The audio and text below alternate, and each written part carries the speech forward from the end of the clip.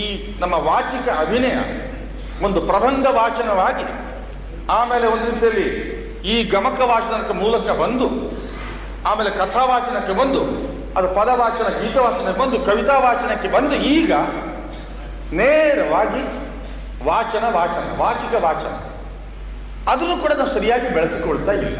ಇದೆಲ್ಲಕ್ಕಿಂತ ಹೆಚ್ಚು ಅದೇ ಕವಿತೆಯಲ್ಲಿ ನಮ್ಮ ಕಲಿಯುವಂತಹದ್ದು ಇಮೇಜ್ ಆಫ್ ದ ವರ್ಡ್ಸ್, ಆ ಪ್ರತೀಕಗಳು ಬಿಂಬಗಳು ಬೇಕು ಅಂತ. ಇದು ನಾಟಕ ಇಲ್ಲದೆ ಹೋದರೆ ಅದು ವಾಚ್ಯವಾಗಿಬಿಡುತ್ತೆ ನಾಟಕ. ಅದು ನಾಟಕ ಒಂದು ರೀತಿಯಲ್ಲಿ ಅಭಿವ್ಯಂಜನೆ ಕೊಡಬೇಕಾದ್ರೆ, ಅದು ವ್ಯಂಗ್ಯವಾಗಬೇಕಾದ್ರೆ ಅದು ನಿಜವಾಗೂ ಇಮೇಜ್ ಕೊಡಬೇಕು. ಅದಕ್ಕೆ ಎಷ್ಟೋ ನಾಟಕಗಳು ಉಳಿತವೆ, ಎಷ್ಟೋ ನಾಟಕಗಳು ಸಾಯ್ತವೆ. ಯಾಕಂದರೆ ಕೇವಲ ವಾಚ್ಯಾರ್ಥವಾಗಿ ಇದ್ದು ಲಕ್ಷ್ಯಾರ್ಥವೂ ಮೀರಿದೆ ಅದು ಕೇವಲ ವಾಚ್ಯದಲ್ಲೇ ಇದ್ದು ಅದು ನಾಟಕ ಬೇಗ ಸತ್ತು ಹೋಗುತ್ತೆ. ಅದನ್ನು ಒಂದ್ಸಲ ಶ್ರೀರಂಗರ ಒಂದು ಉದಾಹರಣೆ ಕೊಟ್ಟಿದ್ದರು, ಹೇಗೆ ಇಮೇಜ್ ಅನ್ನೋದು ಎಷ್ಟು ಮುಖ್ಯ ಅನ್ನೋದಕ್ಕೆ.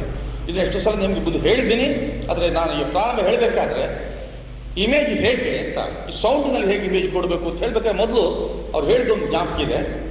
ಅದು ಏನಂತಂದರೆ, ಅವ್ರು ಬರ್ನಾಶಾರರ ನಾಟಕದ ರೇಸಲ್ಲಿ ನೋಡ್ತಿರ್ಬೇಕಾದ್ರೆ ಅವರೇ ಹೇಳ್ತಿದ್ರು ಕೂತೆ, ಅವರಂಥ ನಟರೇನೂ ಅಲ್ಲ, ಆದರೆ ನಟನಿಗೆ ಅವರು ಒಂದು ರೀತಿಯಲ್ಲಿ ಪ್ರೊವೊಕೇಶನ್ ಕೊಡೋಕ್ಕೆ ಸಾಧ್ಯ ಇತ್ತು.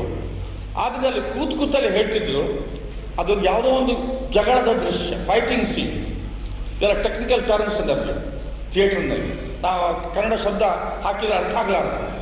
ಅದಕ್ಕೆ ಇದೆಲ್ಲ ಬೇಕು, ಸ್ಟೇಜು, ಸೀನರಿ, ಬ್ಯಾಕ್ಗ್ರೌಂಡು, ಇದೆಲ್ಲ ಶಬ್ದಗಳು ಒಂದು ರೀತಿಯಲ್ಲಿ ಇಂಗ್ಲೀಷಲ್ಲಿ ಬಂದರೂ ಕೂಡ ಉಳಿದಿದ್ದೆಲ್ಲ ನಮ್ಮದೇ, ಮಾಡೋರೆಲ್ಲ ನಾವೇ, ನೋಡೋರು ನಾವೇ.